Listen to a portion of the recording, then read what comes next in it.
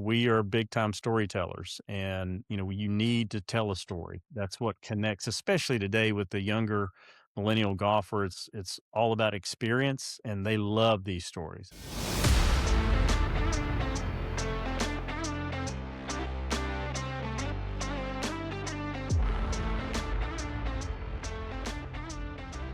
Ladies and gentlemen, welcome to another episode of the Whole Story Podcast. Robbie here. Jonathan was having some technical difficulties, so he was not able to be on the entire podcast. He was there at the beginning, but had to drop out, or internet forced him to drop out. Either way, but had an incredible chat. It ended up just being the two Robbies. So myself and Robbie Wooten, the mastermind and creative guy behind the Golf Creative Co. You'll learn all about that, the cool things he does for golf courses and brands, helping to tell stories through different marketing aspects. So awesome interview. I mean, we finished the recording half an hour ago when I'm recording this now, and we've just been chatting. He's just the nicest guy in the world, which anybody that is listening to this that knows Robbie knows exactly what I'm talking about. So go check out what he's doing with the Golf Creative Co. Dimplehead Golf is his Instagram handle. We'll have all links to all that stuff in the show notes. But just a kind person, and another reminder of just the kindness and the great people in this game of golf. So love this interview. Love what he's doing. Y'all are going to like this one for sure. As always, thanks to our friends at Summit Golf Company, or Summit Brands. The Beadratty Zero Restriction Fairway and Green. They do awesome stuff. We just got some more stuff with new branding on it, and they do such a good job with it, and they're very kind to us to support us with all that we do. So anytime you see us doing a podcast out on the course, things like that, we are so honored to be representing them as one of their brand ambassadors. So they don't do it because we're good at golf. They have plenty of folks that they work with that are really good at golf, but they're kind enough because we love telling golf stories. They have a great story, and it's a good partnership. They have great people there that we get to work with. So let's jump into this episode with Robbie Wooten with Golf Creative Co. Y'all enjoy.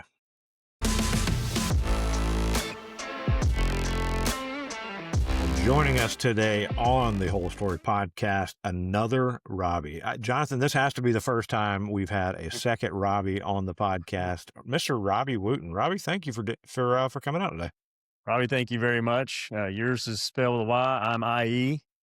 And usually when somebody asks me how do you spell your name? Is it with a Y? I'm like, no, it's IE. I always get the Y question, but no, it's great to be on and great to meet you guys.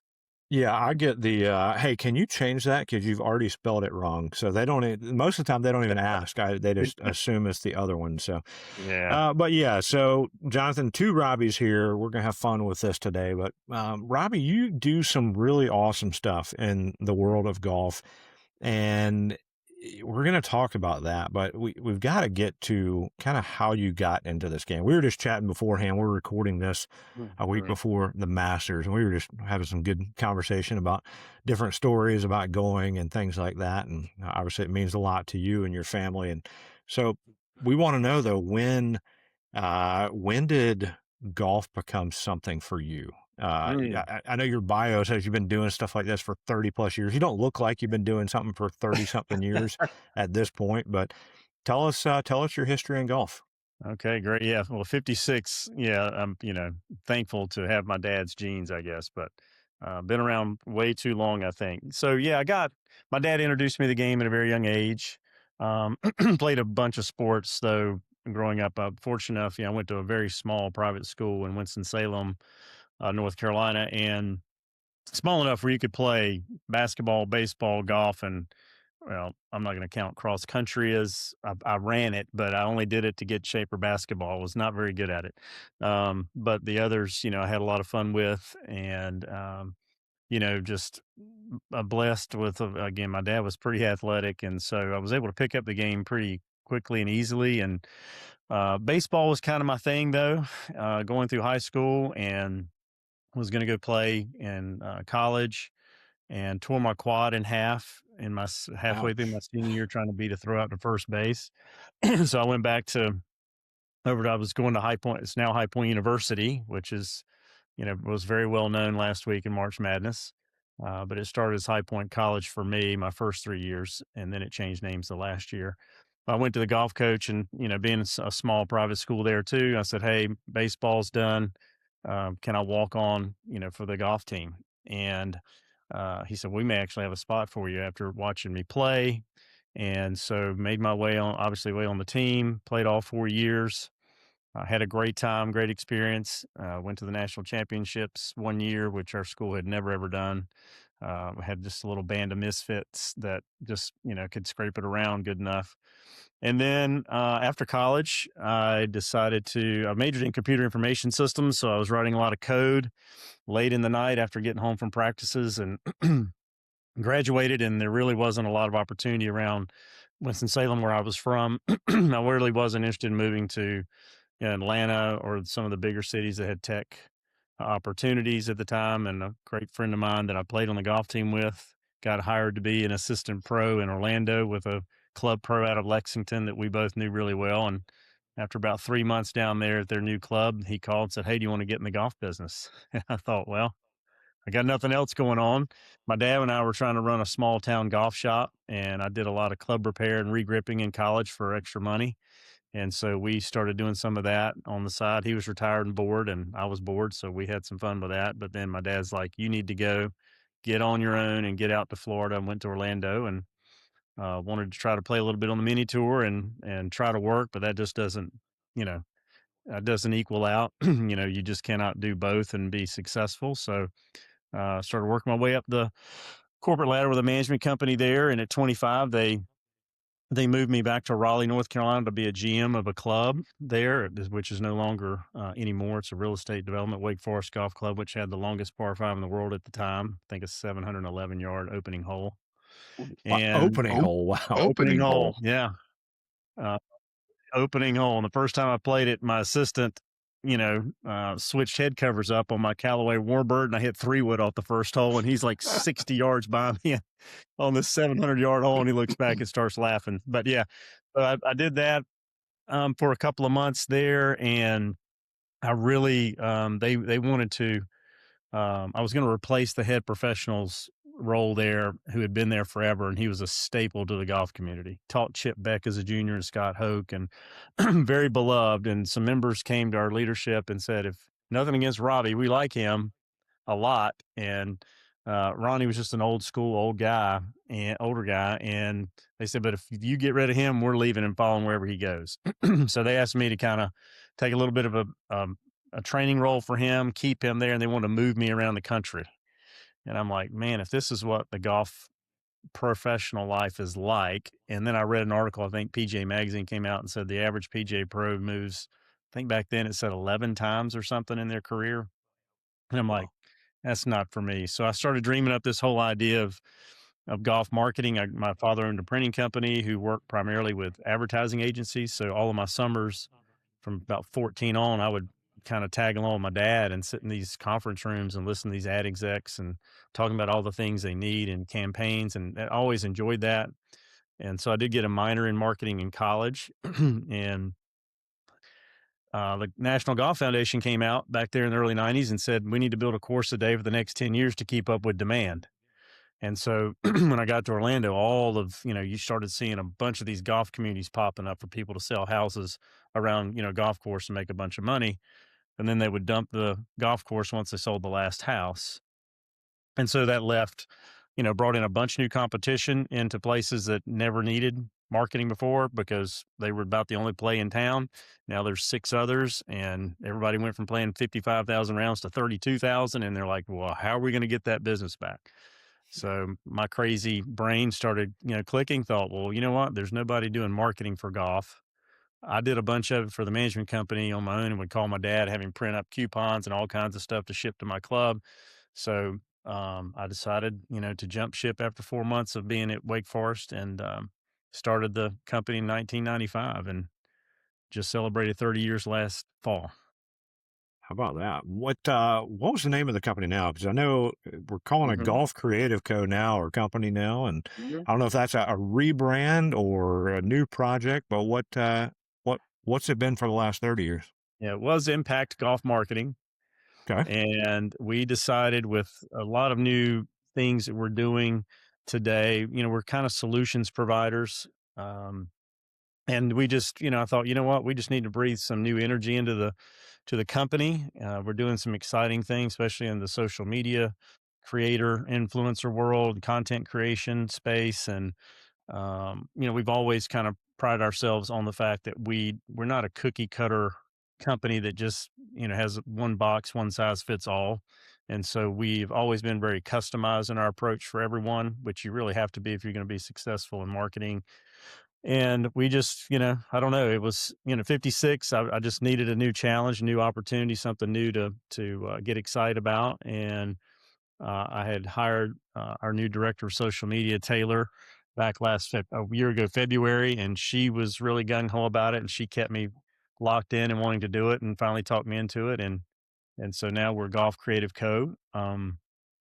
Still in High Point, North Carolina, and servicing all of our existing clients well. But yeah, just went through a great rebrand. It's been received very well from clients, a lot of encouraging words, and everybody loves the logo and wanting stickers and all that fun stuff, just like you guys, sell a million of and hand out. So yeah, it's been fun. That's awesome. So how big is the team? So I have 5 people, and then I have some other contract help as needed. I have full roster of content creation team, visual artists, with drone photography, videography, production teams. All of those we hire out on an as needed basis. We're hiring more and more out as the days progress because the need is great, and social media has changed so much and changed the game for so many, which I'm sure we'll talk about for a couple of our folks here later. But it's been very, we stayed small for a reason, Robbie, because my mom and dad were at every major event in my life, and my dad was a business owner, and I did not want to be that guy that was always gone and having to manage so many people. I was spending way too much time at work and not enough time with my kids, and so I really just wanted to maintain a family approach. A lot of marketing agencies, the model is you layer up with a lot of staff when you land big accounts, and then if you lose them, you lay everybody off. My wife is a graphic artist. She's lived in that world forever. We've seen it. I watched it, through my dad's lens and tagging along with him. And we just didn't want to be that type of company. We want to be very relational, approachable, not, hey, we sold you, but I'm going to hand you off to this junior team of marketing people and we'll see you later. There have been times when I'm like, man, I wish I had gone bigger. Then the place could run a lot more without me around. I could at 56 could be taking a little more time to play some golf.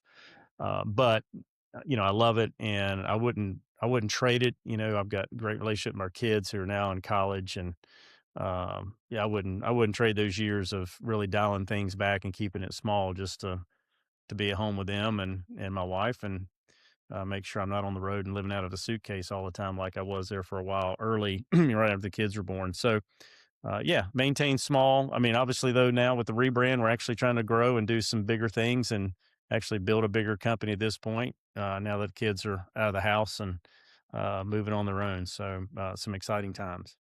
Yeah, well, I get that about wanting to be present because the kids are only at that certain age and doing things once, and it flies by. Mine are both in college, and so I completely get that. My parents were the same. They wanted to be at everything. I wanted to be at everything. I used to tell people my favorite thing in the world to do was to watch my kids do whatever, right? Like Yeah, I would love to go and it still is. Like I love being a part whenever they have something and I think that's really cool. So well yeah. done there. And I think the business will be blessed because of that. And obviously you're at the point now where it's going to grow. So let's talk golf marketing. Mhm. You mentioned a couple things about things you might be doing or adding to or expanding on, but kind of when it all started, like what did the origin of marketing for golf courses and brands look like? I guess when you first started doing this. Mm. Man, drastically different, right? Yeah. I remember back in the day, like a bounce back coupon. Somebody I always tell people like your best opportunity to market to somebody is when they're standing in front of your face at the counter.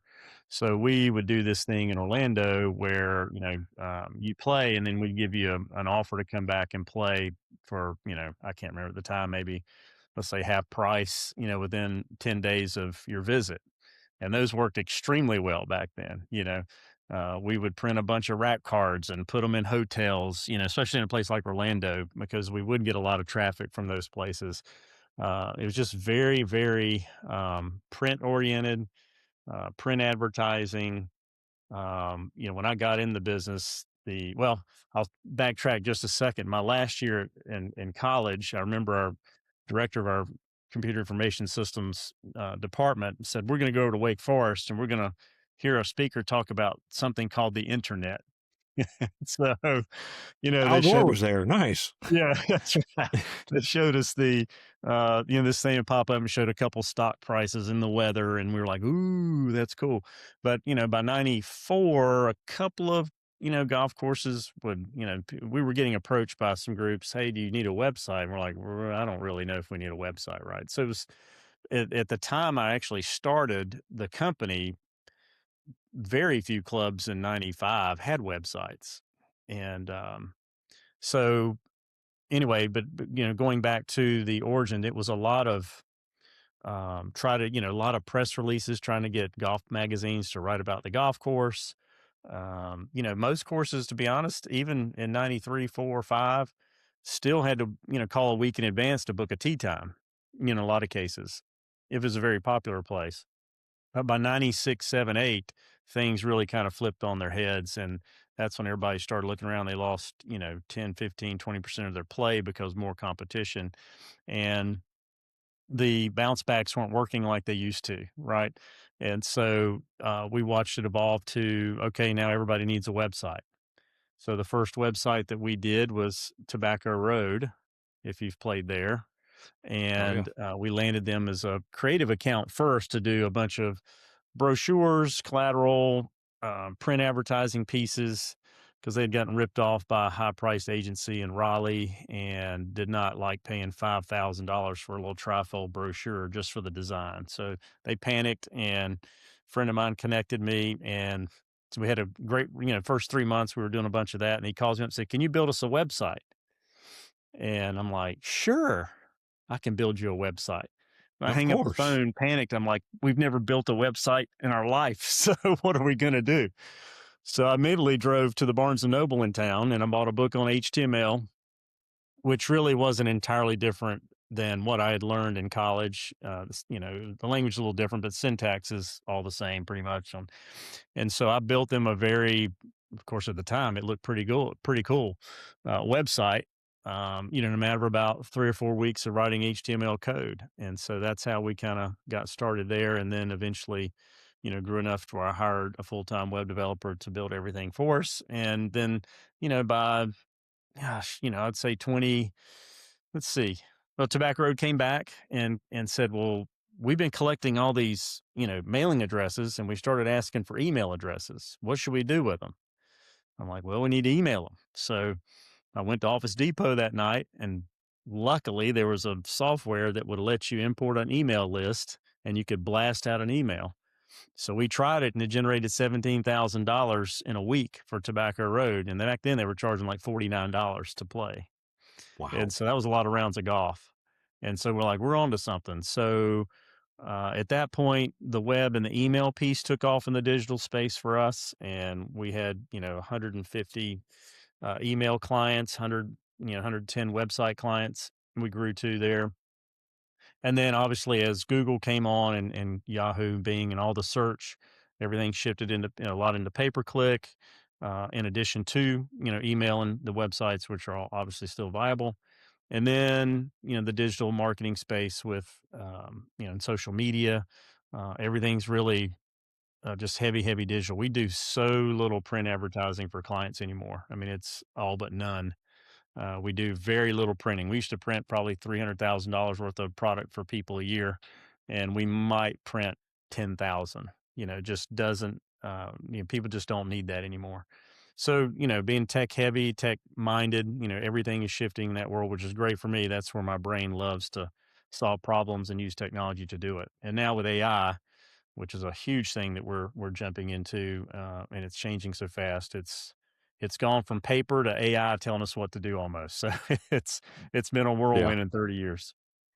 Well, I guess the thing that hasn't changed through all that is you're selling a story, right? You're selling a place, you're selling a group of people, you're selling history and something special about whatever place you're talking to get somebody to come tee it Mhm. up, right? Like, I mean, that hasn't changed.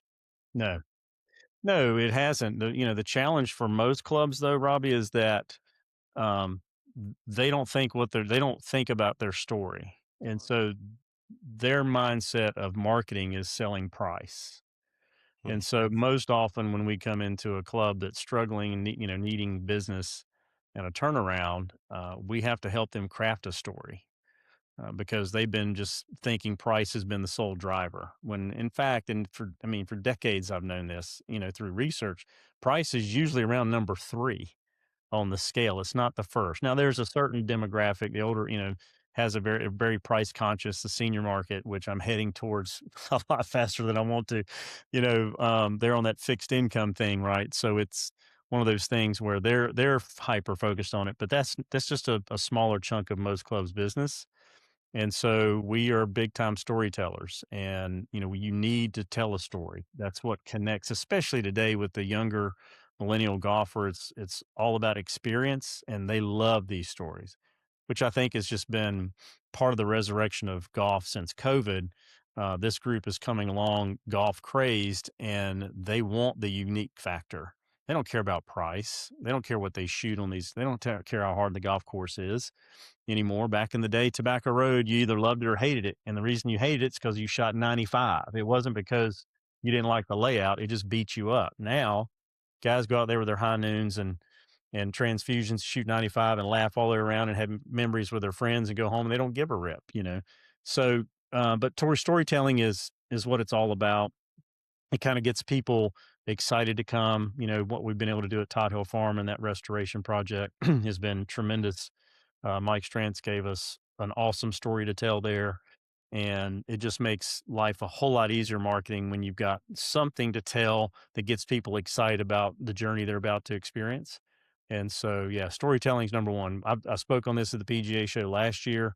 The first thing I told everybody in the room, you've got to have a story. If you don't have a story, start trying to dig up history and find things out. And and here's the framework of how to build that story out. And and that will certainly help drive every bit of messaging that you have and start connecting with people on a different level, not just price. You know, story, history of a course. You talked about Tot Hill and tobacco, the Mike Strantz like factor, right? Like just the coolness of the things that he has done with golf courses or he did with golf courses. But you're taking that and you mentioned the printed side just doesn't really exist anymore. But the visual is still there. So Mhm. incredible photography, drone work, like you were saying. How have you seen that help, I guess, Mm. through websites and then social media as well, YouTube and things like that, help to tell the story, but also put, for lack of better words, put eyes on what people want to go experience. Mm. That's a great question because if we're talking about the before and the after, back in the early days, we would actually have to rent a helicopter and send a Mm, photographer up, and that was hugely expensive, as you can imagine. Now you can just put something in your palm of your hand and it take off and go take some stunning um, visuals.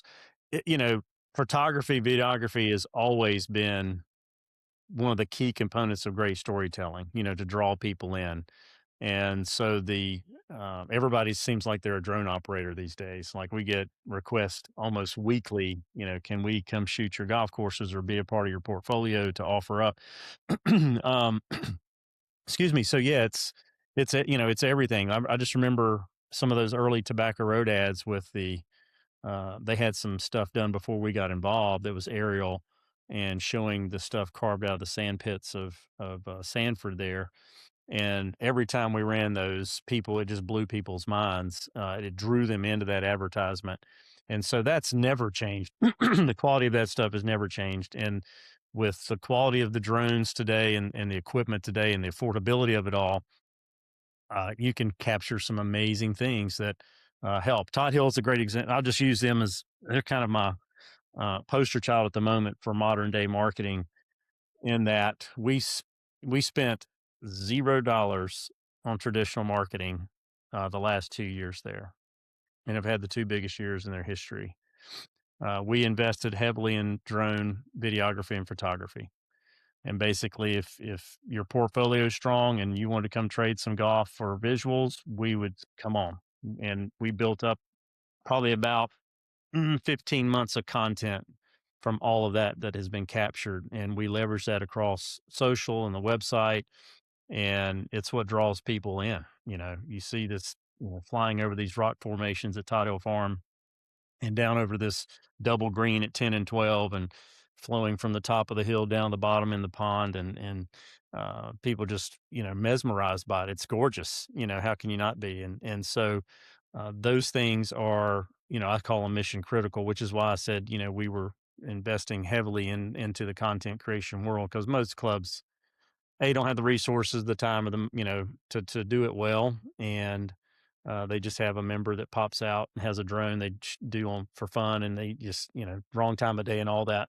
So it doesn't carry through well like some really really high level visuals. And so we believe, we've seen it with Todd Hill, when you can drive that much business just by social media presence only and no other marketing, shows you the power of having strong visuals. So it's a major piece of the marketing mix these days.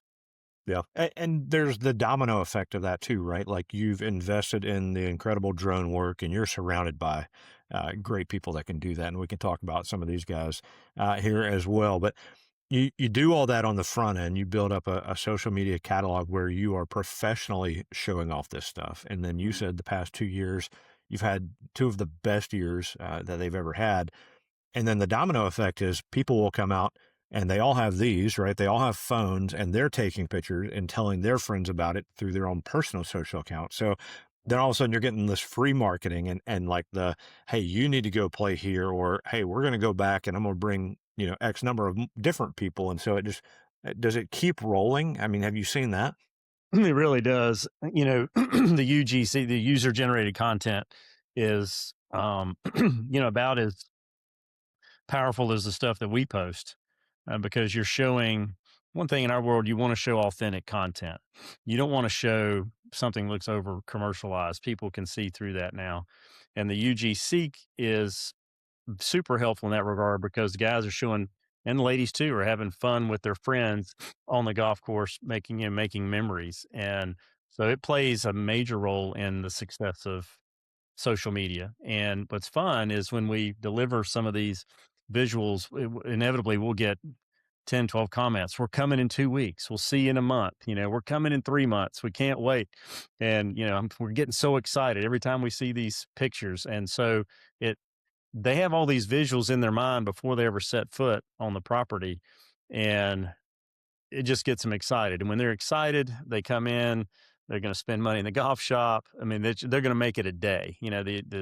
The breezy, the have a day, that you see out there. That's the Yeah. mindset of the golfers that show up at these places that want an experience. And the visuals set the tone for that. Um, Interviews. We were fortunate to have a lot of content of Mike Strantz when he built Todd Hill Farm. So we repurposed all of that. Other than Tobacco Road, which has some, nobody has more content of Mike Strantz building a golf course than Todd Hill Farm, because we had a very overeager owner that shot over 40 hours of VHS coverage, and we were able to digitize all of that. And Mike would get frustrated some days. He'd like, oh, here he comes again. You could see his frustration as the camera's getting in his face, but Mike would always put on a smile and talk about what he was doing. So, that type of content helped us as well, as we're trying to tell that story of the restoration and what Mike was what he was thinking when he built the golf course. So a combination of historical footage and the new drone photography and all the user generated content, it just keeps man, it just keeps going, and to me, that's the only way it's that you can really grow social media and maintain strong engagement in the golf space is you got to have ways to continue telling your story. Because if all you've got some great drone pictures and a few great videos, they don't last but so long. So yeah, Yeah. user generated content. We're pushing a lot for that for customers when they get there. Snap, tag us, and when we share it, they share it, and then people are like, I've got to go play that place. So Oh yeah. yeah. Yeah, I finally got the chance to experience Tot Hill this past fall. I went with the Restoration Club guys and the Mhm. Twilight guys. They did the hatchet there, and that was Yeah. my first time, and it won't be my last. That place, it was incredible. So, again, because I had seen all the videos, I had seen photos, I had, I know a ton of the folks that probably you've used for a lot of your content and stuff. So I was ready. I had studied the course. I was excited for the experience, and it definitely delivered. So, well done on building up my expectations, and then everything there delivered. So I thank wanna you. make sure we deliver. That's, the whole horse to wa leading the horse to water thing, right? I told all of our clients, when we can lead them to the golf course, but you have to deliver when the lights come on. Yeah. And, the golf course has to be what we've shown in these visuals, right? Service needs to be, from the time they get there, they're investing a lot of money when you come to play an experience like Todd Hill now. And Yeah. so a lot of guys have saved up and they're waited for months to come play, and you can't let them down. And so service is a major piece to that place, as all the other great golf destinations. They do all this very, very well too. Todd Hill's not the only one, but it is. Marketing gets them to the door, but the time they have with you keeps them coming back. And we Yeah. try to Well, tell people all the time, you want customers leaving feeling like they've just left a club full of friends. They have a hard time not coming back to a place they feel welcome and have friends, and that's what we try to do. they're doing it well, and I think the more people don't worry about score and they just want the experience, then that hands down will keep them coming back for sure. Yeah, that's France's whole mindset. If you read any of his commentary, he says, you can't look at it, as Alistair McKenzie said in his book, Spirit of St. Andrews, from the card and pencil point of view. You got to look at it as an experience. And you may have a tough day, but get up on the hardest hole and the most visually stunning hole and you make a birdie and you never forget it. You forget all the bad because you pulled off that one shot. And that's what Mike was wanting to give people the opportunity to pull off something that they would never forget at his golf courses, not just Todd Hill, but Tobacco Road, Caledonia, True Blue, New Kent, all of them, and which is what made him so unique and helps with that storytelling, right? And we get a lot of people that, man, this golf course destroyed me, but over here on this hole, with that user generated content, they say I buried this sucker, So it's yeah, so that's the fun part of the digital space today. Gives you the ability to reach more people faster, and your story can travel a whole lot faster, as you guys know as well, in all that you do. Sure.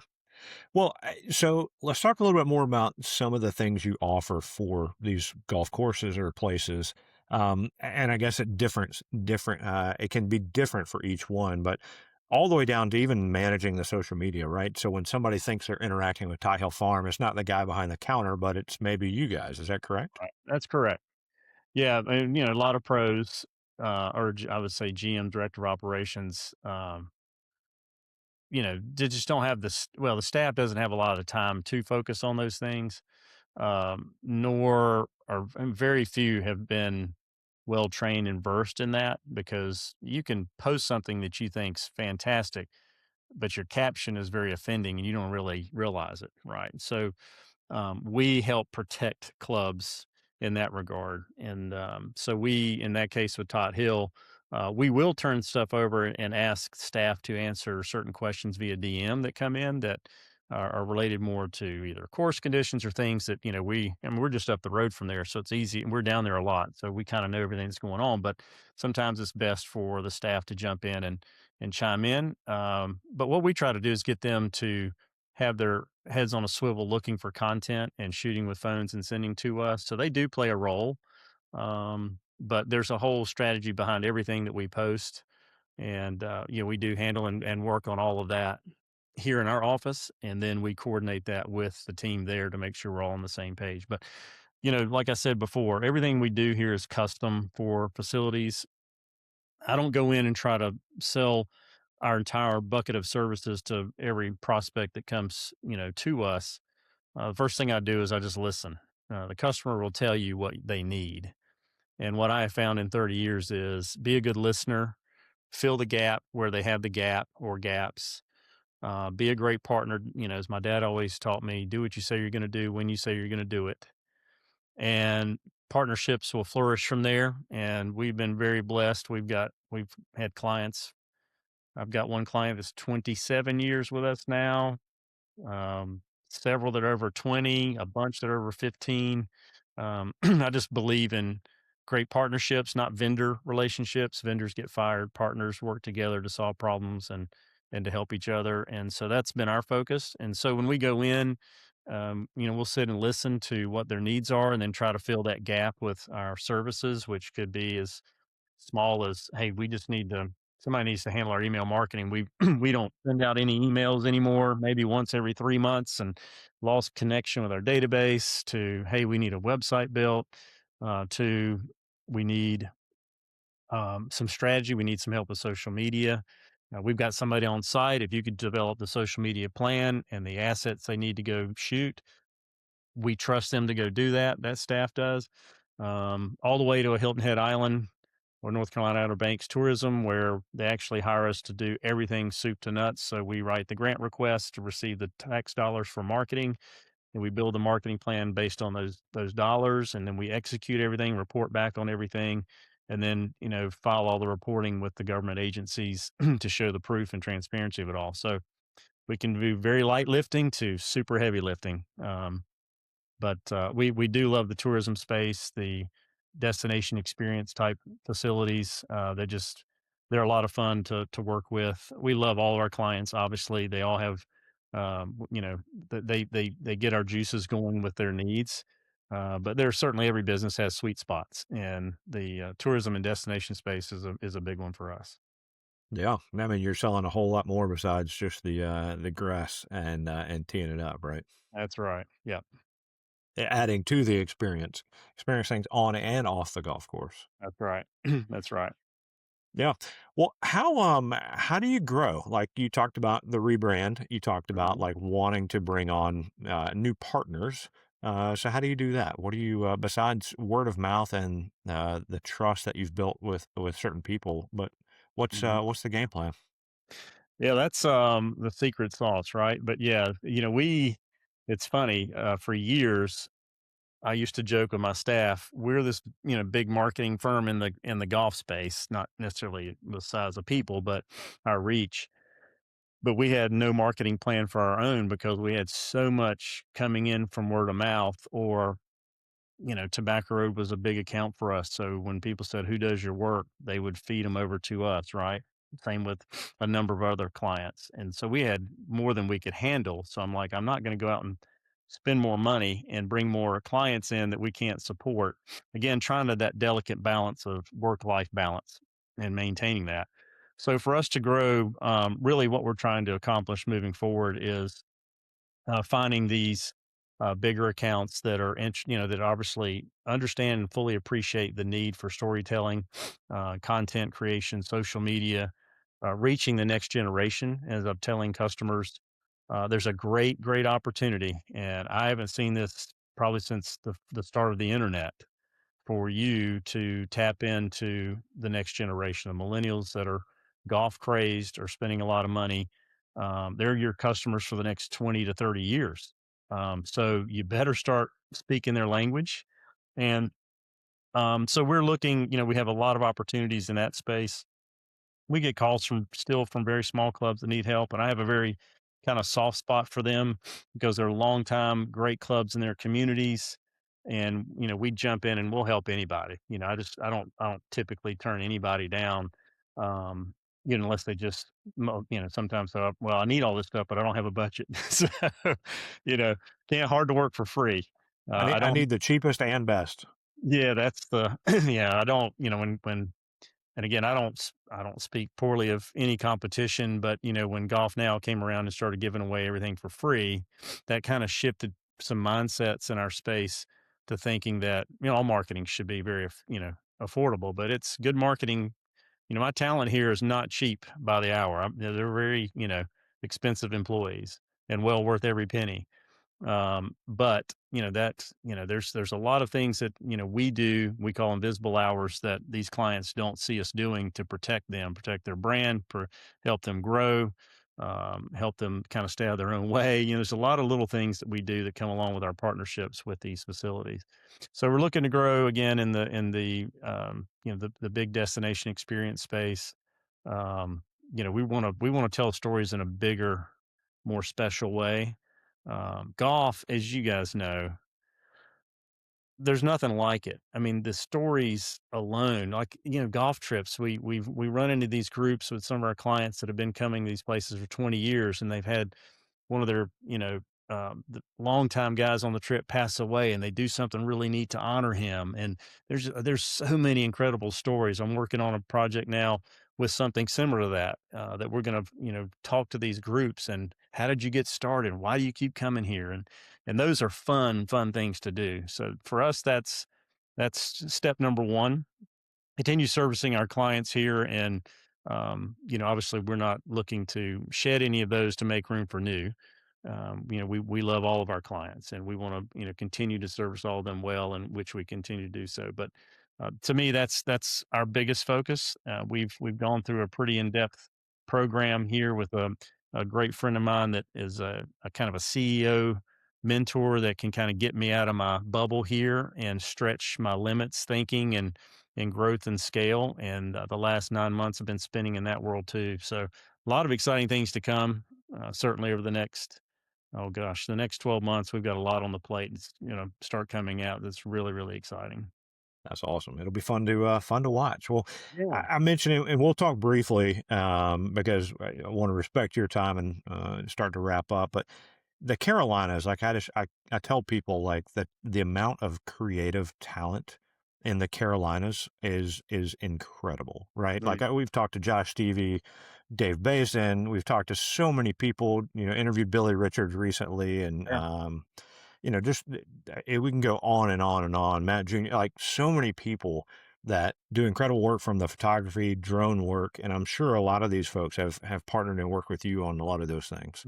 Yeah. A What's lot of it. what's your take on I guess this the creative space in the Carolinas right now from folks like that? I'll tell you what, it makes our job easy having access. I think back to those early years, like we mentioned before. I would hire a photographer from California and then Mm, pray that the weather was good, or else I'm out of a lot of money for them to come over and spend all that money and travel.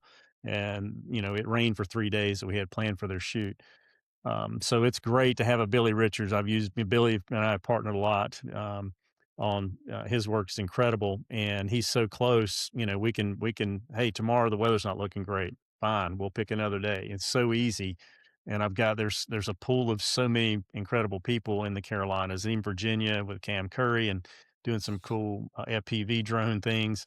It's there's no shortage of it, and it makes our life a whole lot easier knowing that. Oh, back in the day, there's like 4 people that you called for golf photography, big names. And you were hamstrung by their busy schedules, and, you had one shot to get them, and if you didn't get them, you were out. I don't run into that problem. So if Billy's busy, I call, you know, Jeff Marsh. If you've run across oh Jeff, yeah, well, he was restoration. Yeah, Jeff. When he's available, he's done some great things at Todd Hill as an example. Matt Gibson has done some things for us. He also does a lot of Pinehurst Resort. Ryan Burnett. I mean, there's no shortage. Dave Basin's actually a neighbor and a great friend of mine.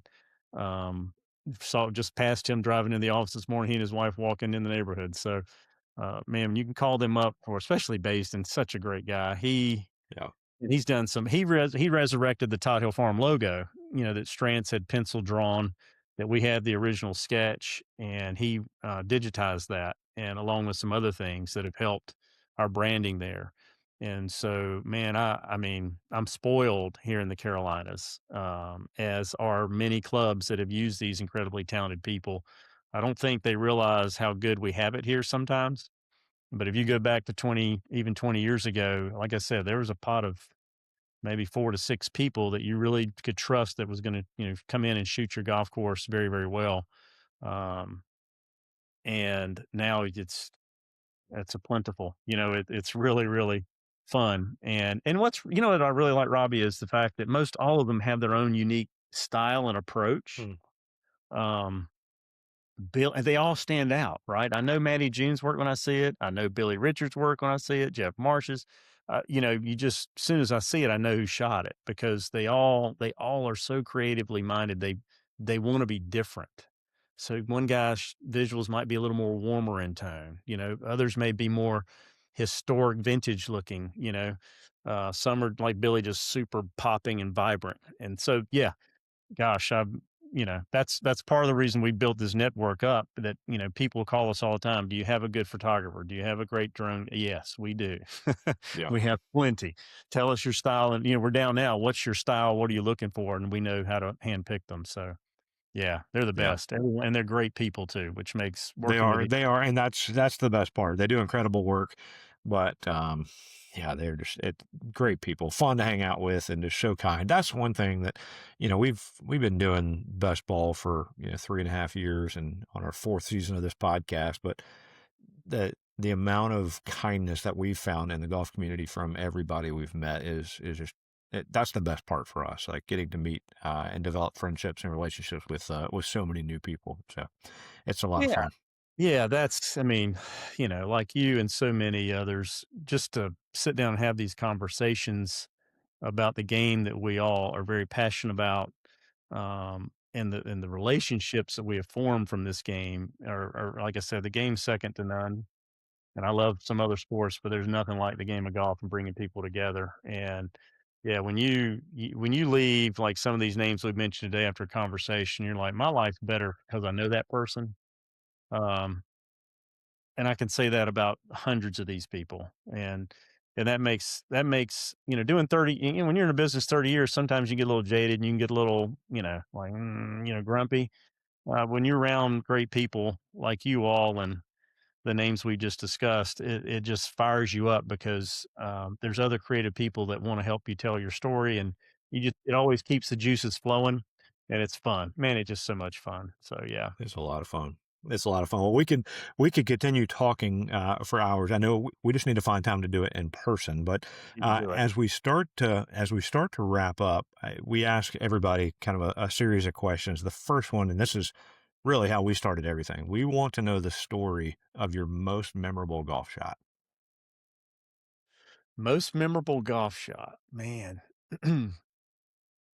I might have two real quick, but the, Perfect. the first Perfect. one was I made a hole in one in a driving rainstorm one day from 204, and it started raining so hard I just dropped the ball on the tee. I didn't even tee it up, and I said, "This is it, boys. We're out of here." And I just walked up and just hit it. I think it's 205 or four. One hopped in the hole. Couldn't see. It was raining so hard, I couldn't even see it go in the hole. And got up there and saw the ball mark up 2 feet in front of it, and so we had to keep playing. In the same golf course later that summer, the very first hole, I made a double eagle second shot. I was 3 under after one hole. So Wow. that was What course? that was a Reynolds Park golf course in Winston-Salem, a muni over there, and I hit a 5 iron and one hopped it in the hole, and I got on the second tee and it realized I was 3 under after one, and I started shaking. I'm like, "What is going on?" I couldn't understand what it was like to be 3 under after the very first hole. So that was pretty memorable. Wow. Very nice. Another thing we do is a quick nine. So it's kind of nine rapid fire questions. You can expound on them as much as you want. But Okay. first one, what's the favorite course that you've ever played? Hmm. Favorite. Wow, I would say, um, my goodness, there's so many. I love the ocean course at Kiowa. It Yeah, destroys it. I mean, it's so hard. And Harbortown Golf Links. It goes back and forth between those two. The nice. challenge and just keeping your brain engaged for 18 holes. I can't just play something where I can just bomb and gouge. I have to try to think and that's those two do it for me. Nice. I've played Ocean. I've not played Harbor Town. So that one's on the bucket list. So I got to ask then, what course is at the top of your bucket list? Mm. Let's go U.S. I would say, I've never played Pebble, but I want to get out to Bandon. I want to take my son out to Mm, Bandon. And I know that's multiple courses, so I'm breaking the rules, but that's all right. those are the two places I'd like to get to. Okay. You said US. So outside of the US, what's on the bucket list? Um, I would love to play County Down over in Ireland. I played golf over there. Didn't get to play that one, but played some really, really good ones. But County Down would be that one in St Andrews over in Scotland. Okay. What is your favorite course that no one knows about? Wow. Hmm. And that's maybe that's dangerous asking a marketing guy because not that you haven't done a good job, but maybe like a hidden gem that hasn't used your services yet. Um, you know, yeah, I used to tell people all the time when they had the tagline, we'd come in the door and their tagline was best kept secret, in North Carolina. I'm like, well, if you're a secret, that means nobody knows about you, right? So take that, get rid of it. Yeah. Man, I tell you from a sheer number standpoint, mm, I love playing, going out on the Outer Banks and, um, I like Nags Head golf links out there. I mean, it's, um, and I say that Nags Head, I mean, Outer Banks is just so far out. Like in our state, it takes me 5.5 hours to get there. And most people that go there are only from Virginia and up that eastern coastline. It is so much fun, and the wind just rips every day, and you have to hit golf shots. And I love trying to hit shots, and it's never boring out there. Um, and I also like Lexington Golf Club, which is a muni here in town, down in Lexington, North Carolina. I'm a little partial. I grew up playing a lot of golf there, but it's small town muni, just a fun experience. I love it. All right. Who's in your dream foursome? My dad, having him back, um, Jack Nicklaus, who, as we're celebrating the Masters here, and that I can't wait to see this new video they have come out with about him in '86 because that was the light bulb moment for me. And I was playing golf at a club which is no longer here, as a condo community now, and came in to watch the last 4 or 5 holes. And I went out and played till dark, and I was eat up with golf after that '86 win. So Jack, my dad, um, Tiger, sober Tiger, in his prime would be great. Very nice. All right. What is your favorite snack at the turn? I'm not a real heavy, hot dog, heavy thing during play. It's, college, it used to be a Coke and a Snicker bar, pretty simple, but a lot of sugar. And I'd crash out after about 13 and never understood why back then. So I would go probably, it's boring. I'm more of a, power bar or a pack of peanuts and some water. So I'm pretty low key these days on that. Yeah. You haven't talked your all your clients into like up in their like signature food items? Drinks we have, right? Everybody's Okay. trying to have a signature drink. We haven't, I mean, I think you're starting to see some of that now with clubs making, like I was down at the Harbor Town grand opening back in November with our work down there in Hilton Head. And they've got obviously they'd create a craft burger for the winner every year that's there on their menu for a year. And they created one for Davis Love III since he just restored Harbor Town. So you're seeing higher end clubs doing these unique sandwiches named. We haven't really gotten into that, but we have certainly, we partnered with Todd or talked with Todd Hill about a craft beer at their place called Little Man. They had a local Oh yeah. brewery Had brew that had one of beer. those. Yeah, did you It was enjoy it? it was great. Yeah, Four Saints has done a great job for us there with that. So you're seeing a lot of those, a lot of unique names for transfusions and having fun with the drink menu. But we haven't done a lot in the food space yet. Okay. All right, next question, and I'll give you the out of you don't have to name any of your courses that you work with, but favorite golf course logo. Hmm. I'm partial to my man Strantz, having worked with him, Yeah. as well, and, Todd Hill and Tobacco Road, the Skull and Bulls Bay, all three of those are just very unique. I love them all. I would say Todd Hill's the newest one that we resurrected from the pencil sketch drawing is probably my favorite. um, but I love the Harbortown Lighthouse too. Simple. Nice. It is simple. I love the basic simple logos. Mhm. Yeah, so good. All right, favorite pro shop purchase. Well, my kids joke with me all the time that I'm trying to remember what was his name, the Peter Millar tour player said nothing touches this body but Peter Millar, and Oh so yeah, anything Peter Millar, I'll just go with that. nice. Probably All the right, hoodie. this is I like the hoodie. oh yeah. Yeah. Open ended question here. What is one thing golfers should do?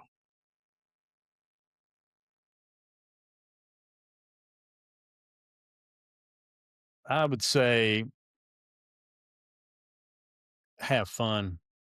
I mean, I know golf brings a lot of joy to people, but there's still a lot of us that are so competitive that we get lost in trying to shoot our best score and just forget to take a look around at what we're getting to enjoy and the people that we're there with. Out with my dad, gone a couple years, and I'd give anything to play golf with him one more time, right?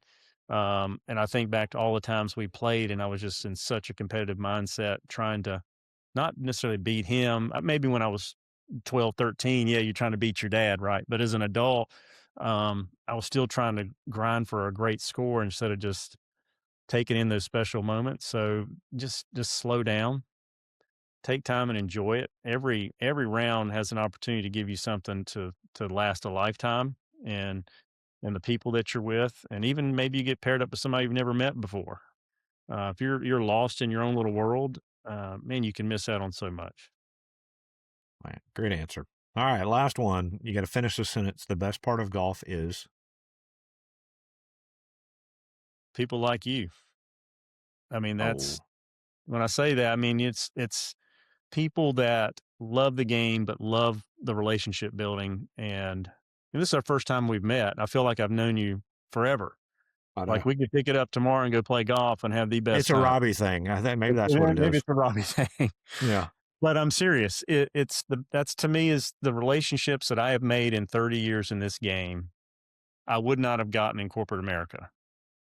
No way, no how. And, Hmm. the people that have been put in my path along this journey, I've got so many friends. Our clients become friends. I know, we know each other's kids. You know, I'm a people person. That's what has kept me involved. While this has been a great business, I'm not, you're not retiring Warren Buffett rich in the golf business. And there have been many times, in the peaks and the valleys of 30 years of business, and, the '08 recession and COVID and on the front end, and you have these doubts, but it was always the people, like, I've got to continue, pressing forward because this club depends on me. This small Zim Zimmerman, longtime pro at Cedarwood Country Club up in Elkin, has depended on us for so long. And it's like you just keep plowing through because the people are so good. And that to me is the best part about the game. Amen to that. Robbie, this has been a ton of fun, and I can't wait until we get to hang out some point, hopefully sooner rather than later. But tell everybody where they can find out more about Golf Creative. Okay. Yeah, golfcreativeco.com. We launched a brand new website back in February at the start of the CPGA Super Show in Greensboro. Relaunched the brand.